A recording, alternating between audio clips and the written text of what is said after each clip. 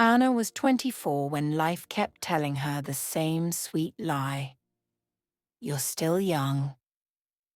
Everyone said it with a smile. Her mother, her aunties, her friends, even people who barely knew her.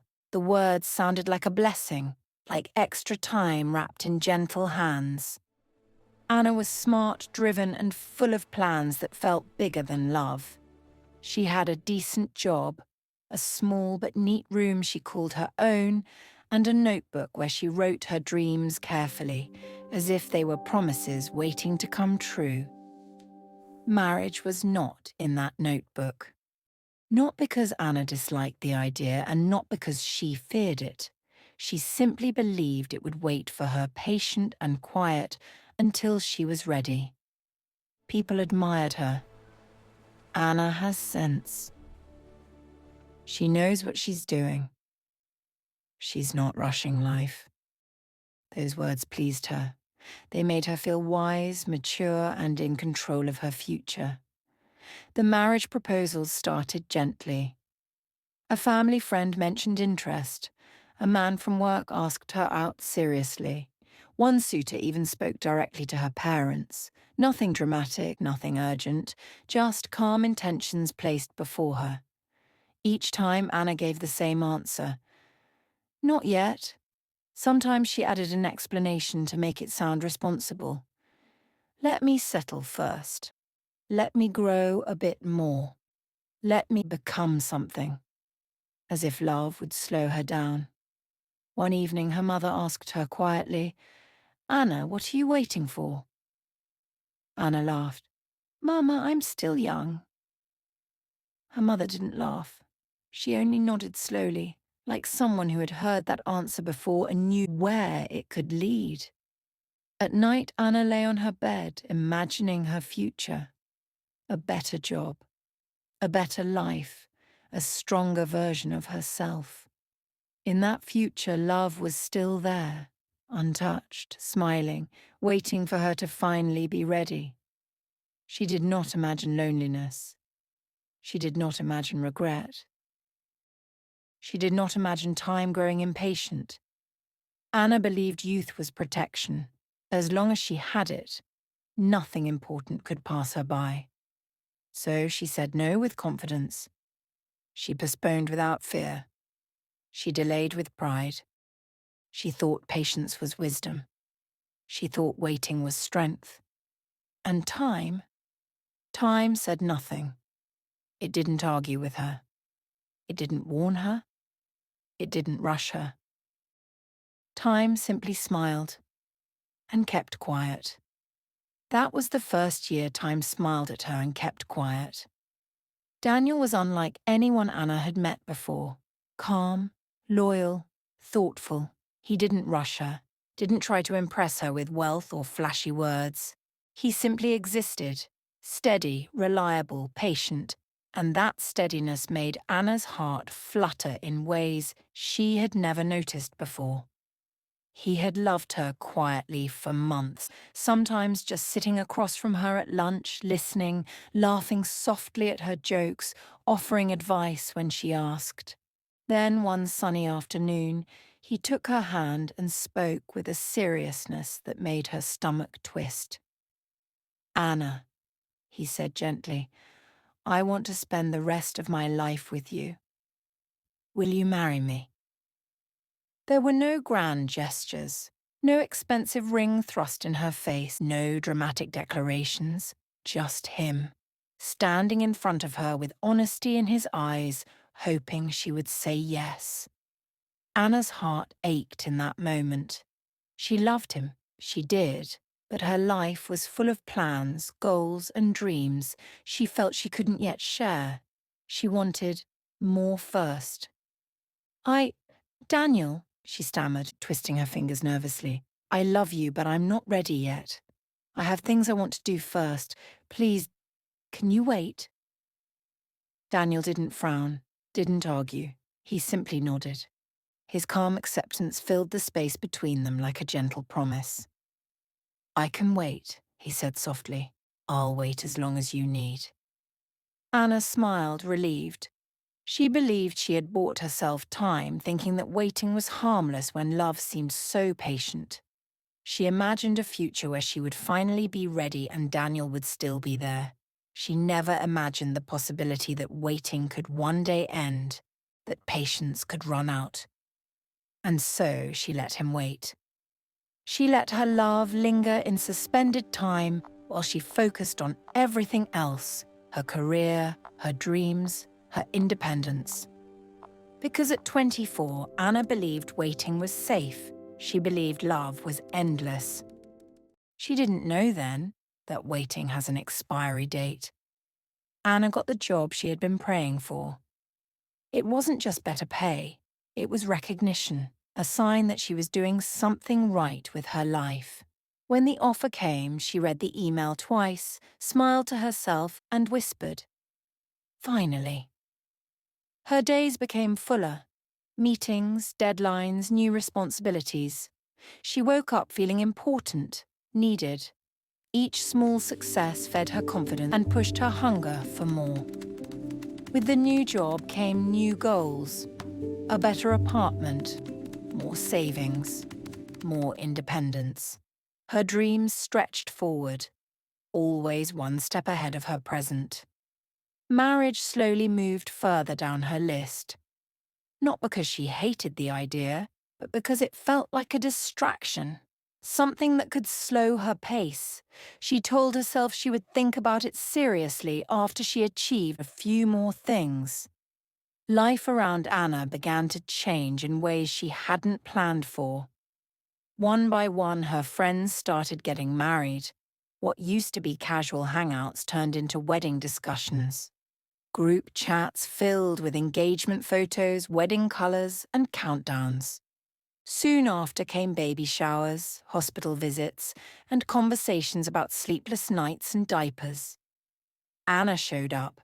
She smiled, she clapped, she congratulated everyone sincerely. But each celebration carried a quiet reminder. People were moving into new seasons while she remained where she was. Her family noticed too. Her mother started asking gentle questions that slowly became more frequent. Aunties made comments during family gatherings. Neighbours smiled knowingly and said things like, "Don't worry, your turn will come." Anna laughed it off. She was confident she would decide when the time was right. She believed she was still in control. She told herself she wasn't behind, just on a different path. Then Daniel asked again. It wasn't sudden. It wasn't dramatic. It came after months of patience and quiet support. One evening as they sat together, he looked at her with the same calm seriousness she remembered. "Anna," he said, "do you think you're ready now?" Her heart tightened. She cared about him deeply. She loved his steadiness, his kindness, his loyalty, but something inside her still hesitated. She thought of her goals, her plans, the life she was still building. She took a deep breath. "Daniel, not yet," she said gently. "I just need a little more time." For a moment he said nothing. Then he smiled. But Anna noticed it immediately. This time his smile didn't reach his eyes. The change did not happen suddenly. It came quietly, the way most important things leave. Daniel began to grow distant in small, almost unnoticeable ways. He still called, but not as often. When he did, the conversations were shorter, less laughter, fewer questions. Long pauses filled the spaces where comfort used to live. Anna noticed, but only briefly. She was busy. Work demanded more of her time. New responsibilities followed her home. Meetings ran late. Deadlines filled her head. She told herself Daniel understood. He always had. When he didn't call, she assumed he was tired. When he sounded quiet, she assumed nothing was wrong. When days passed without seeing him, she assumed love didn't need constant attention. She believed patience meant endurance. She believed love once promised could survive neglect.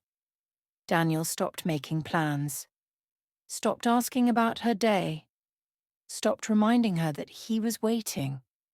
And then one day, he stopped calling. No argument, no explanation, no final conversation, just silence. Anna noticed the quiet, but it didn't alarm her. She told herself he needed space, that he was giving her time, just like she had asked. She believed he would call when he was ready. After all, love was patient. That was what people said. She continued with her life, confident and busy, unaware that something important had already ended. She didn't realize that silence can be a goodbye spoken softly. She didn't realize that waiting can turn into walking away. Anna had mistaken the absence of noise for understanding. She didn't know then what she would later learn the hard way. She mistook silence for patience. 30 came quietly for Anna. There was no fear at first, no panic, just a small cake at the office, polite smiles, and a few messages that said, "Welcome to the 3rd floor." She laughed with everyone else and told herself it was just another birthday. But something felt different. Work no longer excited her the way it used to. The pressure had increased, expectations were higher.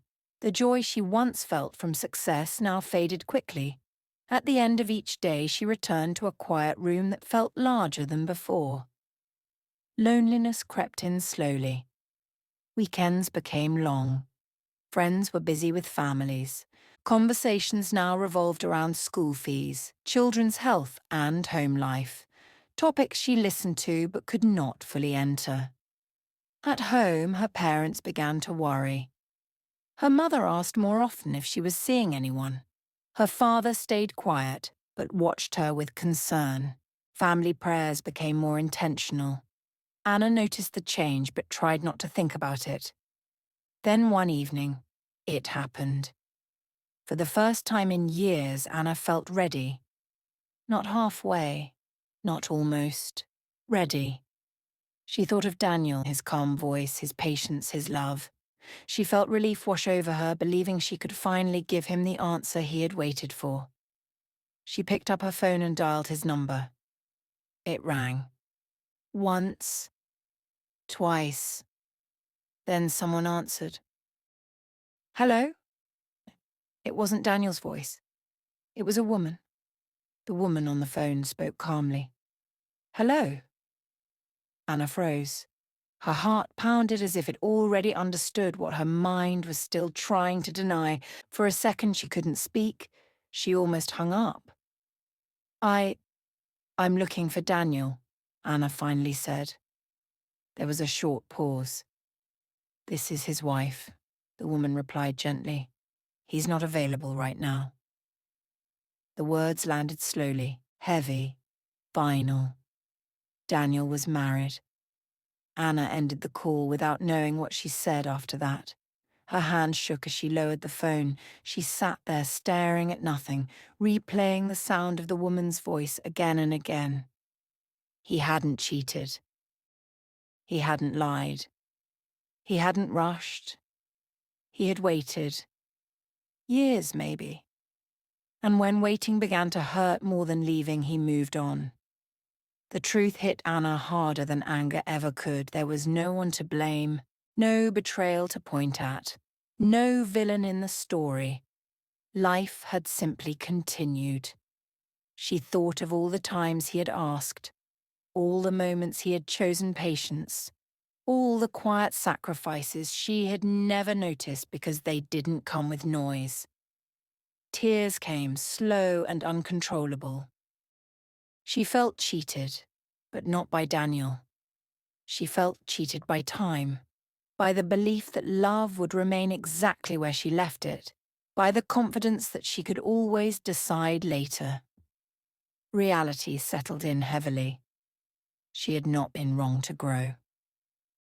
She had not been wrong to dream, but she had been wrong to assume nothing would change.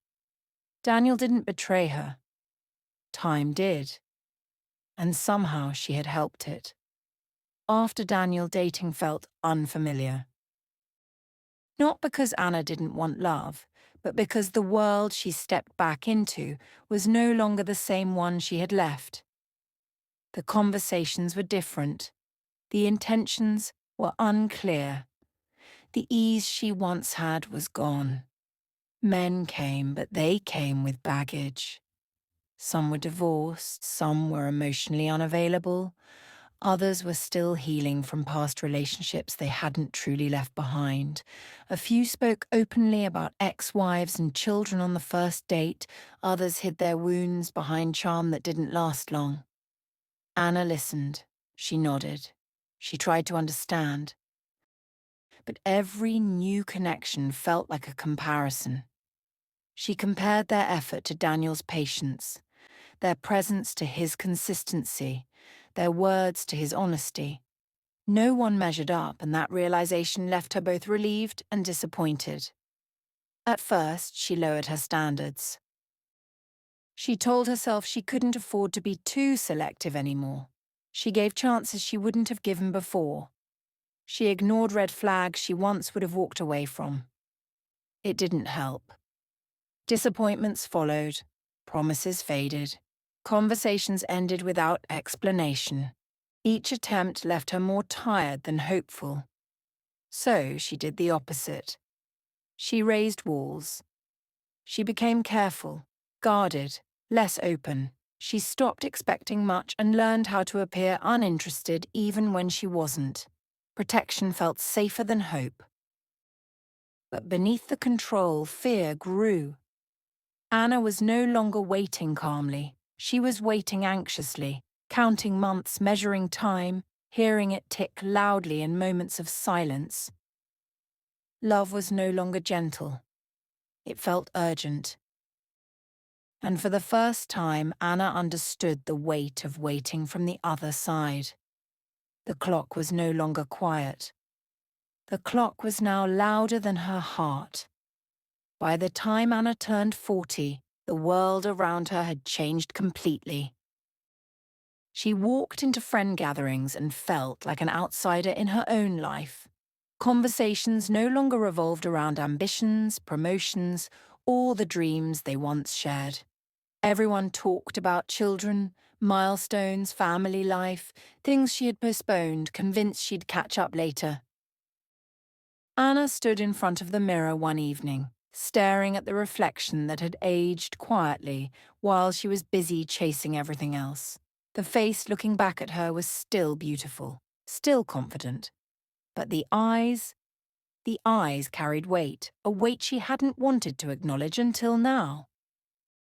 For hours she thought about the years she had spent saying not yet, every proposal she delayed, every conversation she avoided, every hope she postponed for a future that never arrived on time.